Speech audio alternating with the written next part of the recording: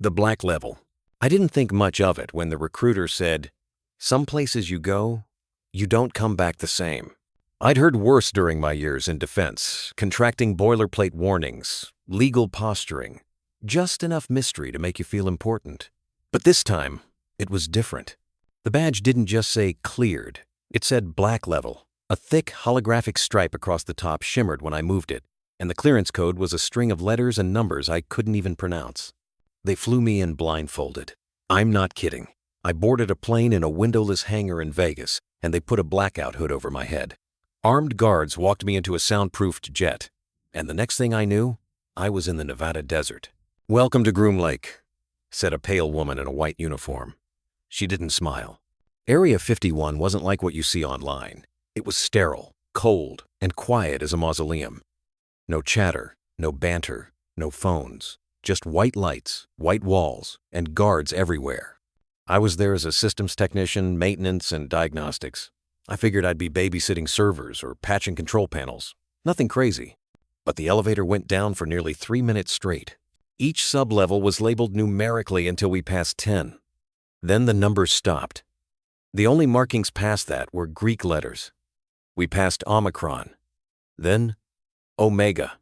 Then silence. I heard one of the guards murmur, "Black level," just as the doors hissed open. There were no windows, no natural light.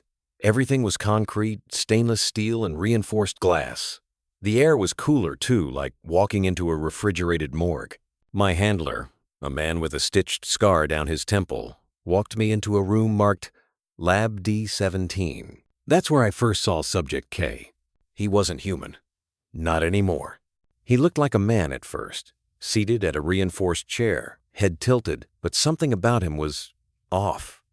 His skin was pale and almost translucent. Veins pulsed visibly just beneath it, and his eyes, if you could call them eyes, were black pools. No sclera, no iris, just obsidian voids. He didn't blink. "Don't acknowledge him," my handler said. "Don't speak to him. Don't make eye contact longer than 3 seconds." I tried to look away, but I felt my breath catch in my throat. Something about Subject K's presence made my stomach twist. It felt like vertigo, like falling even while standing still. My job was to run diagnostics on the internal locking systems and surveillance tech monitoring his containment. Easy stuff, just cross-check temperatures, analyze biometric data feeds, make sure his sedatives were being delivered every hour on the hour. That first week was uneventful.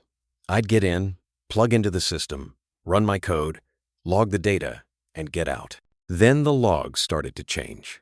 They showed motion in K's chamber. Significant motion, but when I reviewed the feed, he hadn't moved. Not a muscle, not a twitch.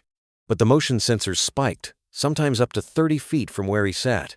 One day I asked another tech, a guy named Morales, if his sensors were picking up the same anomalies. He looked at me like I'd just handed him a live grenade. "You talking about phantom movement?" he asked, glancing over his shoulder. "Don't log that. Pretend you didn't see it. That's advice, not a warning." "Why?" He didn't answer. He just handed me a USB drive and whispered, "If you're smart, you'll plug this in at home. Not here." That night, in the privacy of my shitty government-issued apartment in the desert, I connected the drive. It contained over 50 terabytes of data. Documents, camera feeds, transcripts, and one folder labeled Incident 05. The video file was short.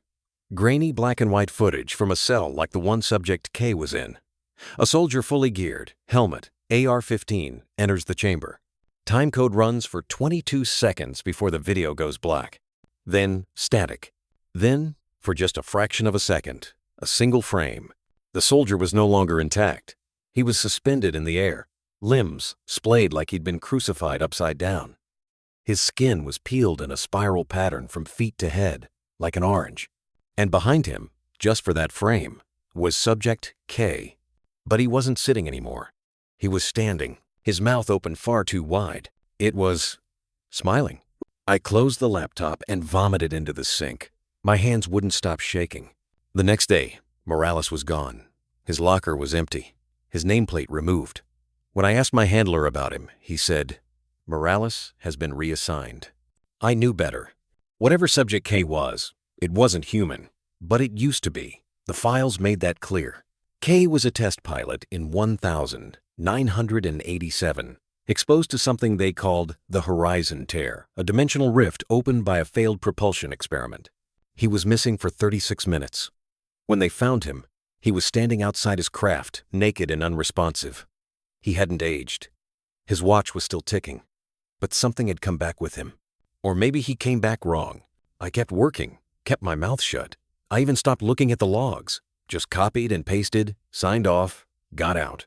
But the dream started. I'd wake up in the middle of the night with that same feeling of falling. Sometimes I'd open my eyes and swear I saw him sitting at the foot of my bed, unmoving, eyes black, mouth closed, but grinning just slightly. Each time I'd scream, the room would be empty. Lights would flicker. Static would hiss from the TV, even when it was unplugged. I wasn't the only one losing it. Another technician snapped during a shift and ran into Subject K's containment room. The alarms didn't stop him. The tranquilizer gas didn't drop him. He made it all the way up to the reinforced glass before slamming his forehead against it repeatedly, screaming, "Take me back! I want to see it again!" They dragged what was left of him out.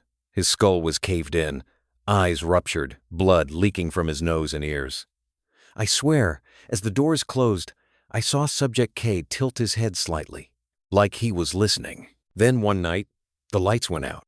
Emergency power kicked in, but half the systems glitched. Cameras went dark. Containment doors unlocked automatically for several seconds. That was all it took. The sirens that followed weren't alarms. They were people. Screams echoed down the halls. Gunfire. Wet tearing sounds. I grabbed my laptop and ran for the maintenance corridor. From there, I could tap into any part of the facility's security grid, assuming the grid was still functioning. Half the monitors showed static. One feed came through clear.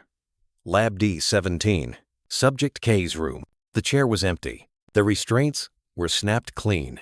Blood painted the walls in curling spirals, not splatter designs, symbols, glyphs.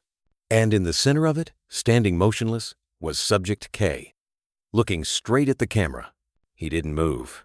But as I watched, the blood on the walls began to ripple, as if the concrete were liquid. The glyphs shimmered, pulsated, and the static started to whisper. It wasn't random noise. It was language. Over and over. The same phrase, "He is awake beneath the black." I shut down the feed and ran. The elevators weren't working. I had to take the service tunnels, which were barely lit and filled with steam from ruptured pipes. I passed bodies. Some were whole. Others were wrong. Folded, bent, twisted inside out, like origami made of meat. I tried not to look. Tried not to breathe. I finally made it topside around dawn. But the sky wasn't right. It looked cracked. Like something enormous had passed between us and the sun, dragging a wake of darkness behind it. The air shimmered with heat, but the temperature dropped every few seconds, then spiked again. I stumbled into the desert. They found me 3 days later, miles from the nearest road, babbling about Subject K and the rift and the glyphs. I was debriefed, drugged, interrogated, then reassigned. They call it administrative leave. But they're watching me. Sometimes at night, the TV turns on by itself, plays the static again. And behind the static, in the reflection of the screen, I can see him, smiling, waiting. He is awake beneath the black.